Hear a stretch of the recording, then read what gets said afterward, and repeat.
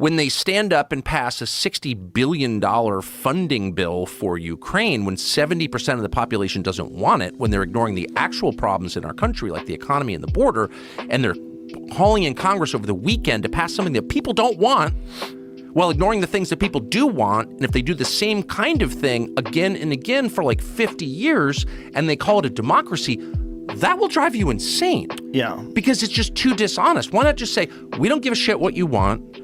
We are getting something out of this Ukraine funding, whether it's like the thrill of being masters of the universe or whether it's money from the defense contractors, whatever we're getting out of it is more important to us than your opinion. This is not self-government. You don't run this country. We do. Shut up and obey. If they at least said that, you'd be like, okay, I get it. Those are the terms. But if I get another fucking lecture from Joe Scarborough about defending democracy, when this is not a democracy, it's not even a close approximation of a democracy, then I'm going to go crazy because I just can't deal with the lying. Yeah. Does that make sense? It does make sense. What's interesting is that there are people saying that now. And I think that's a relatively new thing in terms of mainstream media. And I consider what you do on X mainstream media. I mean, this is what we're on right now is essentially mainstream media. It used to be, you could call it, there's corporate controlled media. I agree. And that used to be mainstream media. Mainstream media used to be CNN. It's not really anymore. Mainstream media is what, in terms of the volume consumed, more people are consuming things on Twitter, on X, than there are on anything else. They're consuming information through the internet, through YouTube, for good or for bad, whether it's correct or incorrect. They're consuming information in different forms now than ever before. So more people are saying what you're saying than have ever said it before. And when people lie, and when people bullshit and gaslight, it's more offensive now than it's ever been before because there's so much access to truth that it's just, you can see it now. If you're paying attention, if you're not a boomer who only reads the newspaper, you pay attention and you see it and you go, this is horse shit. But it's like, I guess what bothers me is that the lies aren't sophisticated. No. I mean, I look back over my now sort of long life, and I'm recognizing all the times that I was lied to, but, I didn't know I was being lied to. They kind of pulled it off. Mm-hmm. There's something incredibly insulting and demeaning to tell me a lie when I know it's a lie. Yeah. And I know it's a lie. We both know it's a lie, but you're demanding that I pretend to believe it? Right. What you're really saying is, I have no respect for you. You're like my dog. Right. You're a slave. Like, I'm demanding that you participate in my lie. Right. The lack of stealth, really, I'm not explaining it very well, but that really bothers me. Well, there's lot. no real other way to lie. You like some of these lies, like politicians. Like, did you see that conversation that AOC had with that man they brought in for the Biden case, and they were talking about what crimes?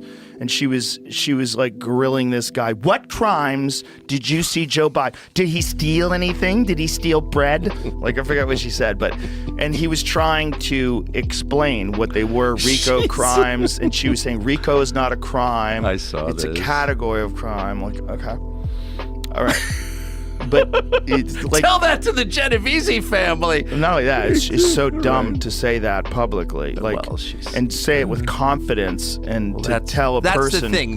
The marriage of ineptitude and high self-esteem is, it's funny. really the marker of our time. It's like, I have nothing against dumb people at all. My dogs are dumb, and I love my dogs. No, I'm serious. I don't think God cares about your intelligence, right? Only people care.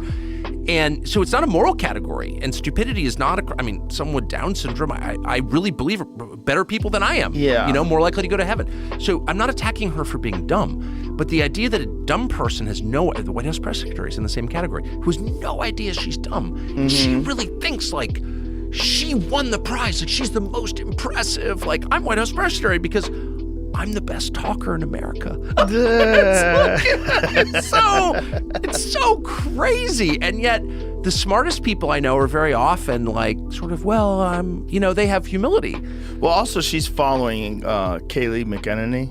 Is that how you say her name? I don't really know who that is. She was the last White House press secretary. I know, and you don't know who that is? She's the GOAT. I sort of do. She's the GOAT. Greatest White House press secretary of all time. She's the best. I had stopped paying close attention by that point. She had all the documents. She would kill them. Whenever she would get called out, like whenever there would be a question, she'd say, "That's interesting," and then she'd open the because you said this, and your paper said that, and CNN said this, and she would call them out on stuff, and she was just really, really well prepared. I love that. Very articulate. She was wonderful. Well, good at the for job. her. I mean, that's what it should be. But she was operating under President Trump, so obviously she's demonized. It's just I kind of can't believe you don't know who that is. No, I don't. I know who it is, but it's just funny. She's the GOAT.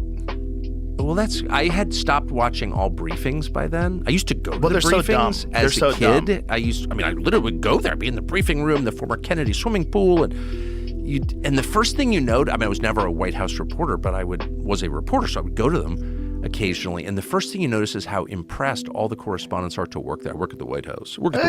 Got my hard pass. And then the distance between that little credential they were so proud of and the reality of their lives was like insane. Like they're in this tiny little room. They're being treated with total contempt by the White House staff who thinks they're just fucking animals. It's like, shut up. They're eating out of vending machines. And this was a different time, right? So like when I was working as a journalist in Washington, like we went out to lunch every day at like a good restaurant and charge it to the company. And like with your sources, like we had lunch every single day like civilized people. I don't even think that exists in the world anymore, where you had time for lunch, where you weren't just so under the gun from your corporate masters that you had to like get back to work. Right. We ate lunch, and I remember thinking, these people don't eat lunch. They eat like a stale Mounds bar out of a vending machine. Like they bring quarters to work so they can eat. And I remember thinking, your life you're not even human. You're just like a little puppet or something. But you're so impressed, and like all your neighbors know, he works at the White House. He's in the White House press corps.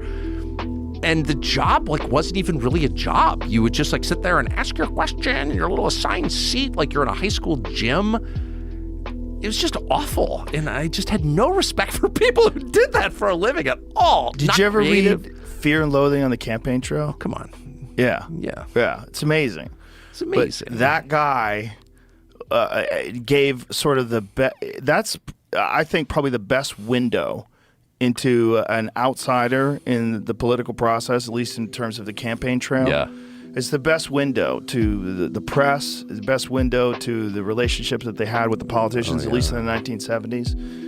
It's an amazing book. I was talking to a campaign reporter. I never do that anymore, but I was this week, actually.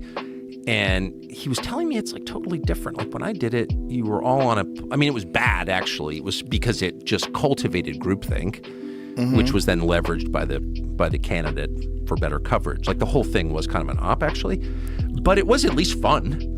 Like you were on a charter plane and like you're flying with everybody and you hit 3 or 4 cities a day and like there are cocktails on the plane and naughty behavior and like, they fed you and they kind of dealt with everything for you. It was fun. It was like a road trip, right? And now it's just like grim.